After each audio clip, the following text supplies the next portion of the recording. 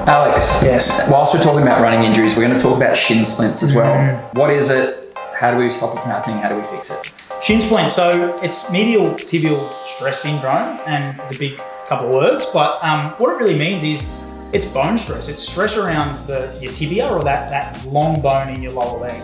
And I think we're always looking at shin splints as a continuum, where shin splints start way down one end, and if we keep pushing that and overloading that tissue, it can move across to bone stress. And then if we like a stress reaction, and if we keep going right to the extreme, we're talking about a stress fracture. Now, don't worry if you've got shin splints and that pain's just come on. It's usually down the bottom third of the inside part of your shin.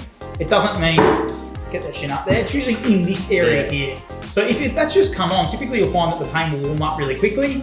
Probably the keys to fixing it are running technique plays a big role. Massive role. Training load, massive. Has your load gone up significantly in recent times?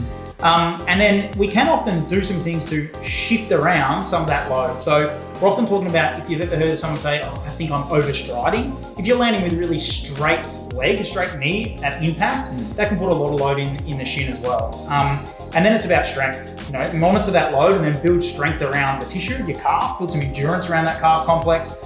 And footwear can play a role, but they're probably the main ones. Training load, get some strength, assess your running and make sure you're not contributing to any of those biomechanical factors. And rest always helps as well in terms of getting plenty of sleep. We know that's a big factor in injuries. Yeah, as long as you're getting into all those other factors rather than just resting. Yes. Because rest will make it feel better. Yes. If you go and run the same way again, it'll probably come back. Yeah, and making sure that you're prioritizing where you are resting. So maybe don't run consecutive days when it is really, really bad. Maybe have that day off in between sessions. It can often help when it's quite acute. Yeah.